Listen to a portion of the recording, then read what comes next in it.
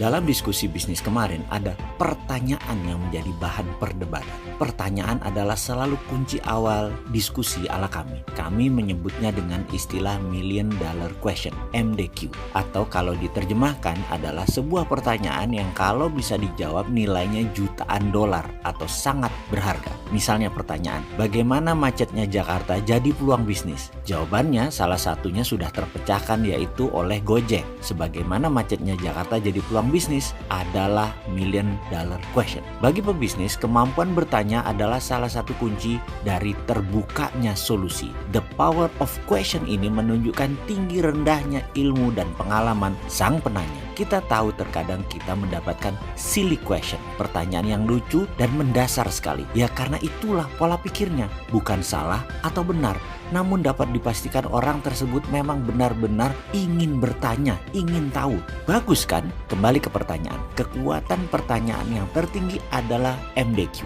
Million Dollar Question. Pertanyaan kemarin dengan 5 doktor ekonomi yang berseberangan ilmunya adalah pertanyaan yang iseng. Yang saya bertanya adalah, apakah bisa menyelesaikan masalah hutang negara Indonesia dengan mencetak rupiah out of thin air? Maka jawaban para pakar ilmu mainstream kita semua tahu. Nanti inflasi, nanti depresiasi, dan berbagai macam istilah keuangan versi mainstream lainnya muncul yang semuanya berkonotasi negatif, merugikan. Bagi sekelompok manusia anti mainstream yang mengatakan makroekonomi itu beda dengan keuangan rumah tangga atau korporasi yang neracanya harus balance kiri dan kanan. Kalau makroekonomi, sisi kanan aset, sisi kiri ketidakterhinggaan. Jadi nggak usah balance. Inflasi itu imaginary figure.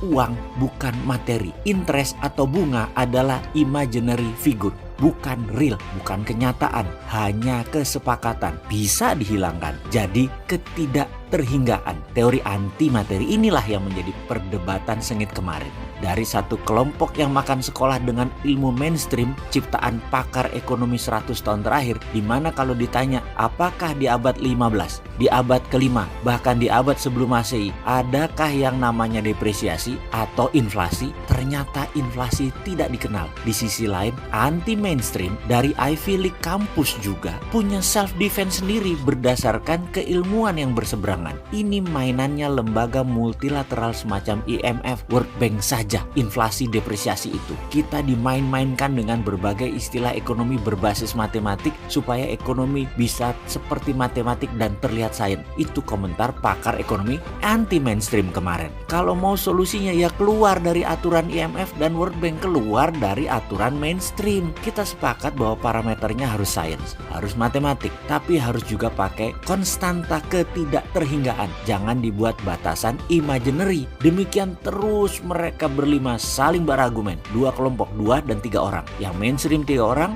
anti mainstream 2 orang. Itu kalimat diskusi perdebatan tingkat dewa yang tinggi bagi saya kemarin. Saya nggak sampai keilmuannya. Karena itu saya hanya diam dan mencatat seperti kebiasaan saya. Gini deh, kata salah satu penganut anti mainstream pendukung MMT. Kalau pendapatan kamu 1 juta, lalu membeli kopi harganya 5.000, pasti kamu anggap wajar. Ketika harga kopi naik 2 kali lipat jadi 10.000, apakah kopi itu mahal kalau pendapatan kamu jadi 5 juta? Kalau GDP Indonesia 1.000 triliun dengan harga rupiah 14.000 sedolar, apakah masalah kalau harga rupiah sedolar jadi 20.000 tapi GDP nasional jadi 5.000 triliun, di mana semua penduduk naik GDP-nya per kapitanya 5 kali lipat? Ini yang membuat kami semua terdiam, dan yang pro mainstream sedang cari ilmu lagi untuk mengcounternya. Pokoknya harus tidak boleh bisa memprint money itu, harus inflasi, harus seperti kata IMF, harus seperti kata guru di kampus. Pokoknya harus sesuai dengan ilmu sekolahan dulu. Kalau saya